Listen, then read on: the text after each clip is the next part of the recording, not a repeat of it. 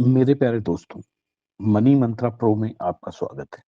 दोस्तों, हम बचपन से सुनते आ रहे हैं कि दुनिया में इंसान को मेहनत और किस्मत दोनों का साथ चाहिए, तभी इंसान जीवन में आगे बढ़ सकता है।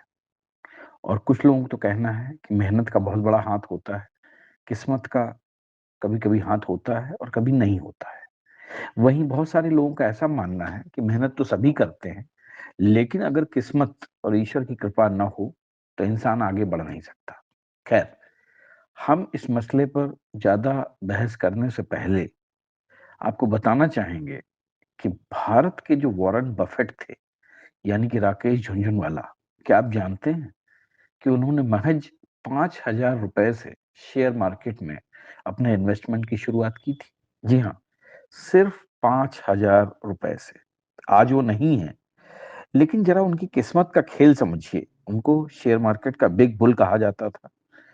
उनका सफ़र इतना दिलचस्प रहा कि उनके ऊपर न जाने कितनी लोगों ने अपने-अपने संस्मरण लिखे, किताबें लिखी और उन्होंने ₹5000 के इन्वेस्टमेंट के साथ एंट्री ली थी और पूरे जीवन में 50,000 करोड़ रुपए का विशाल साम्राज्य स्थापित कर दिया।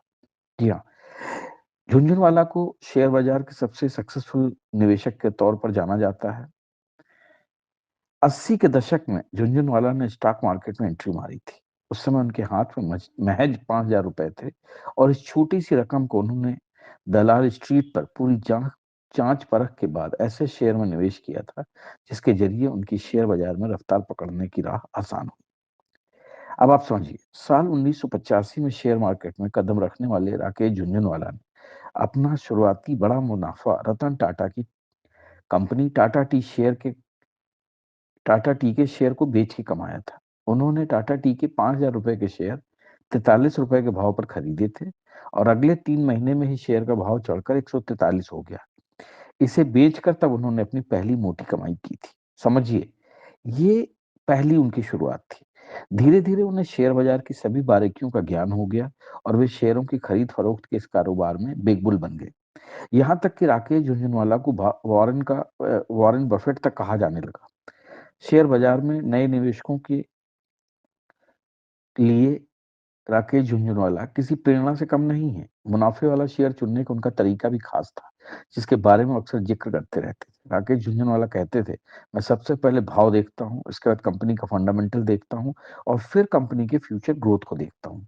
इन 3 बातों का ध्यान रखकर राकेश झुनझुनवाला ने शेयर बाजार में अपनी कामयाबी के झंडे गाड़े थे।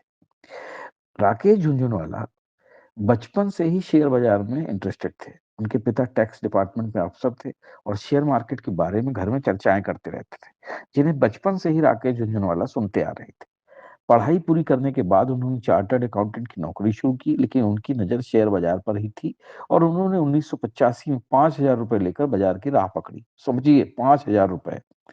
शुरुआती दौर में उन्होंने सिर्फ ब्लू चिप कंपनियों के शेयरों में जबरदस्त तरीके से निवेश किया, जिससे उनकी नेटवर्क में खासा इजाफा हुआ। 5 जुलाई 1960 को उनका जन्म हुआ था और 1985 में यानी 25 साल की उम्र में उन्होंने शेयर बाजार में एंट्री मारी थी। 14 अगस्त 2022 को उनके जीवन का सफर खत्म हो गया। आकाशा एयर जिसके बारे में आप सुनते हैं, ये उन्हीं की देन है। जब उनका निधन हुआ, तो उनकी कुल नेटवर्थ $5.8 बिलियन या करीब 48,000 करोड़ रुपए थी।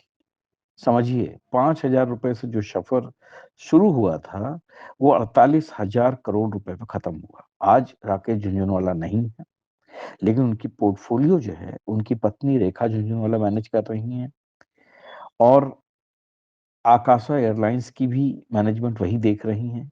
तो आप सोच सकते हैं कि शेयर बाज़ार में अगर आदमी सही तरीके से इन्वेस्ट करे, तो उसके लिए कोई भी चीज़ नामुमकिन नहीं है। राकेश झुनझुनवाला हम सबके लिए प्रेरणा स्रोत हैं।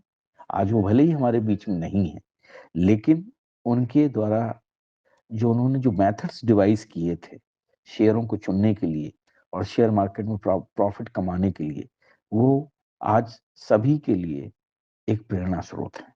जय हिंद, जय भारत।